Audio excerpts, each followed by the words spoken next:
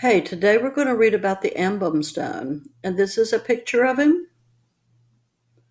It says Ambu Stone, 1500 BCE. He's made of greywack.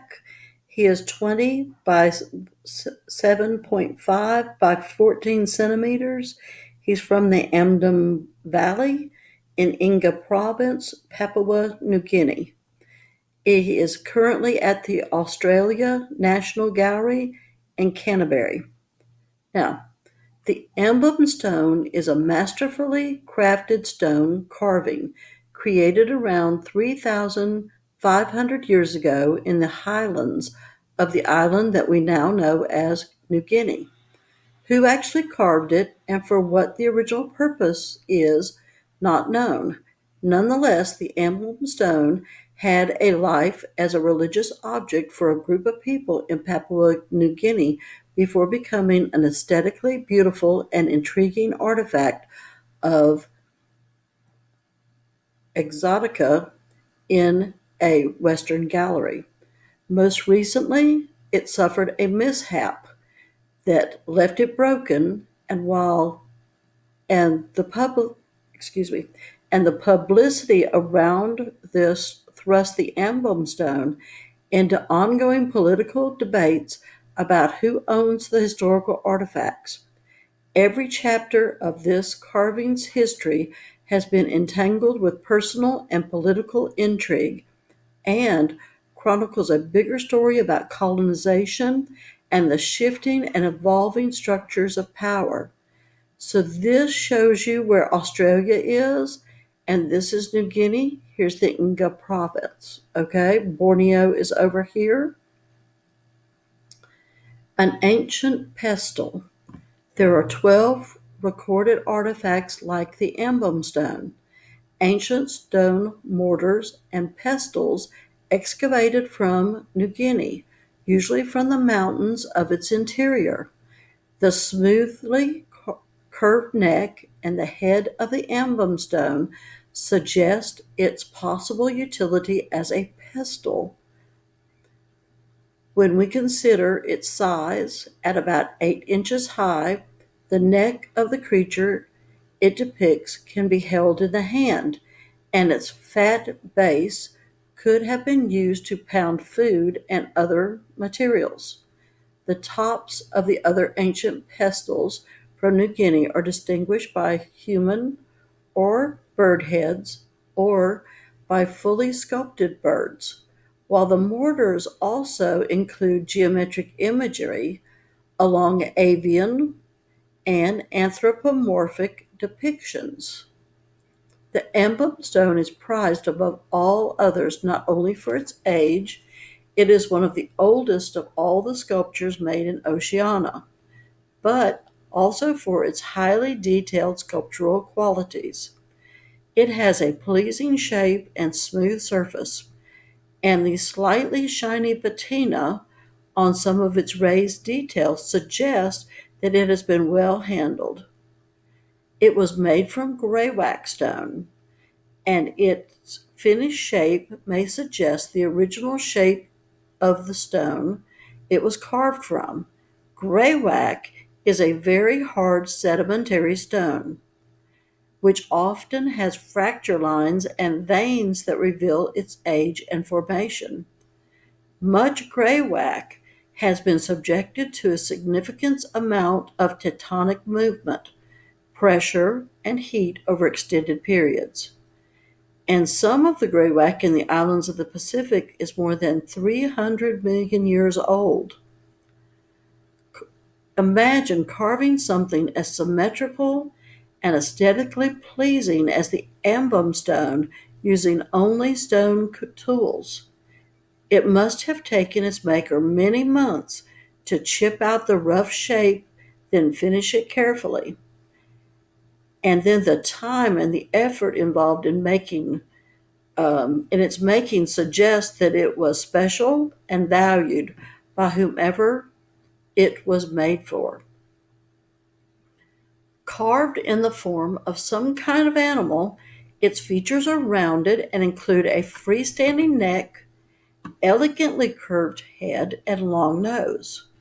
and the upper limbs that hug its torso and appear to enclose a cupped space above its belly. Stylized ears, eyes, and nostrils are depicted in relief, and the shoulder blades and what could be seen as an umbilicus suggest the maker's understanding of anatomy.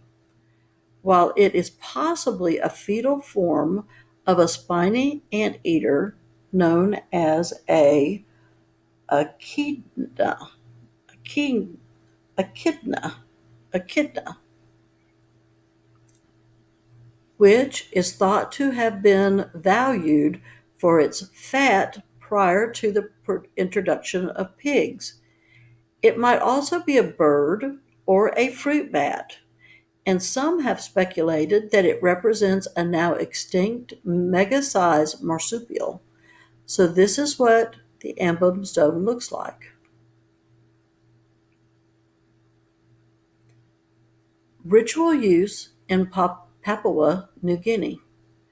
When the Ambu Stone first became known to Westerners in the 1960s, it was being used by a group of people called the Inga, who live in the western highlands of Papua New Guinea.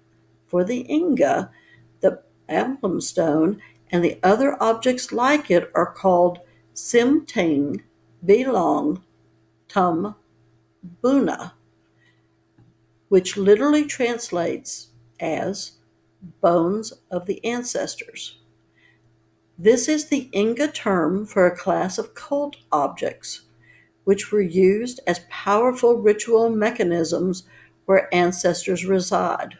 While the ritual object is not actually an ancestor per se, paradoxically, such sacred objects are believed to have a life of their own, and they can even move around, mate, and reproduce. It would seem, for the emblem stone at least, they can also go on adventures and create controversy. Inga society is based on an organizational power structure known as the big man system, and the negotiation of power depends on commanding natural resources like pigs and produce, as well as supernatural forces like the goodwill of the ancestors or the Christian God. Power is vested in those big men who can cajole, organize, or even manipulate other people into giving them resources so they can be redistributed at big ritual events. Before the Inga decided to convert to Christianity, in the wake of the arrival of the missionaries and the colonization in the 1930s, the emblem stone and other objects like it were imbued with supernatural powers through the ritual process. They were buried in groups' ancestral land, and regular sacrifices of pigs were needed to appease the stones and the ancestors that resided in them. With the appropriate care, they would ward off danger and promote fertility and vigor of the tribe and the land. Christianity, colonization, and commoditization. When Christian missionaries arrived in Papua New Guinea, people largely embraced the new religion. The new system of power that came with colonization and the consequent Australian administration. The big man system was maintained, but the way of managing the supernatural took on a Christian guise. Objects like the emblem stone lost some of their former potency, but under the white man's gaze, they acquired new parameters of value as primitive art and were therefore worth money. The emblem stone came to distill exoticism, imbued with all of the romance perceived by the Westerners in the stark differences of Papua New Guinea ways of seeing the world and evoking a primitivism and purity lost to the West.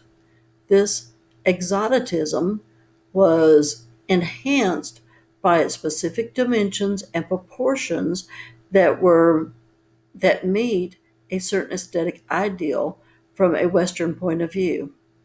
All of this, its primitive and aesthetic value, drove its pathway through a murky set of transactions, culminating in its acquisition by the Australian National Gallery in 1977, where it is valued as a priceless antiquity.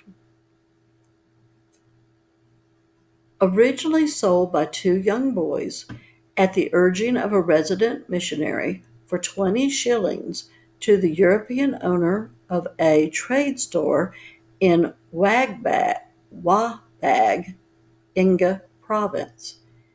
It was then sold by an intermediary to Philip Goldman, a London art dealer. Goldman subsequently offered it to the British Museum before selling the sculpture to the Australian National Gallery in Canberra, Australia. In his negotiations with the museum, and by the way of justifying his asking price, Goldman compared the Ambu Stone to Jackson Pollock's Blue Poles, which the gallery had purchased a few years earlier.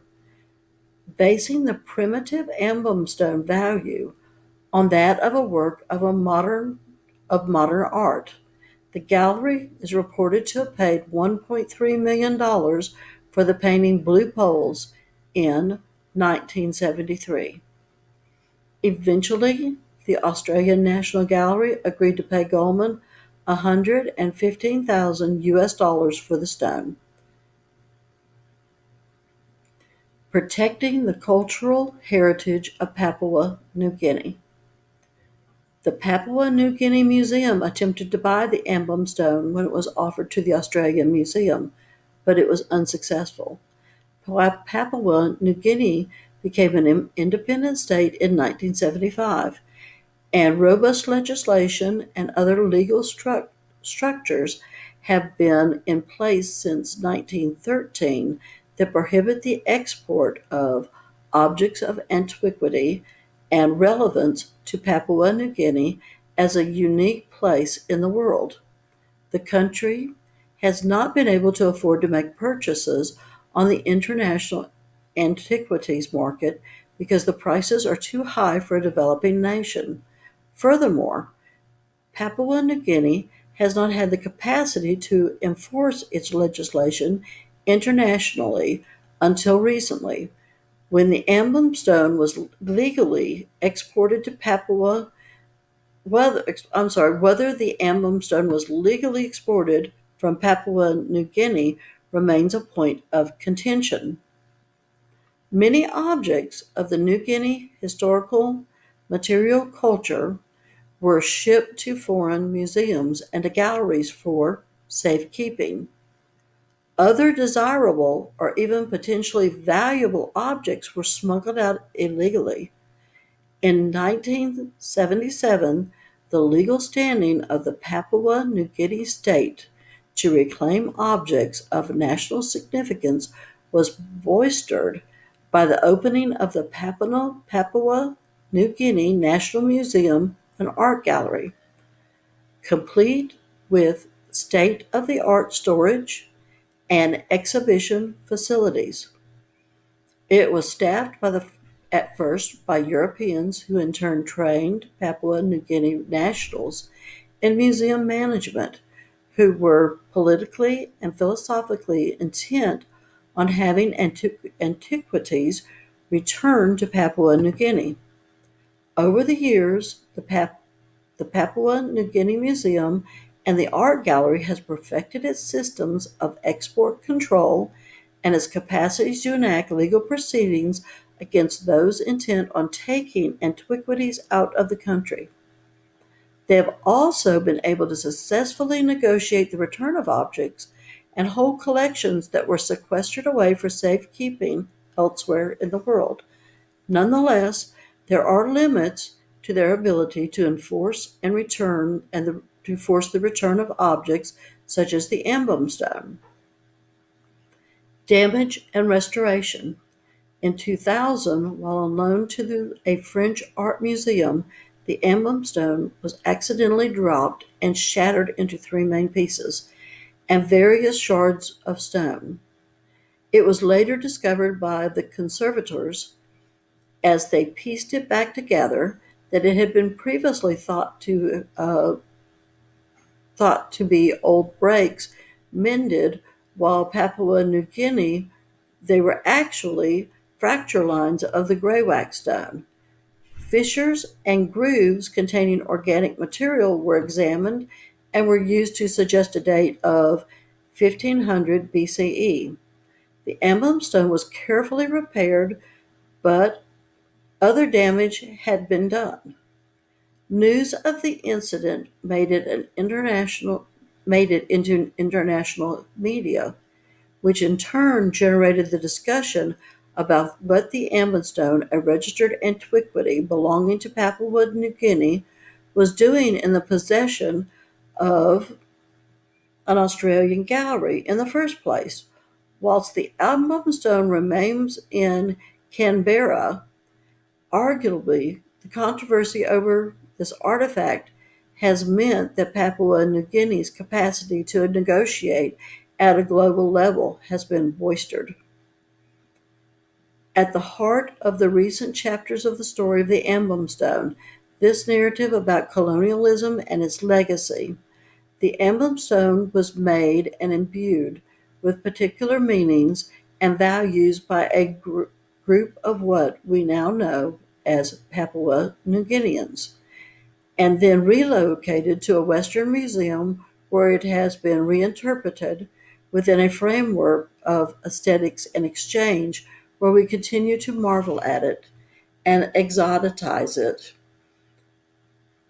because of its origins and the mysteries that we perceive in the pages of its story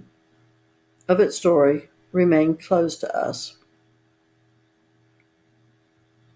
And that is the end.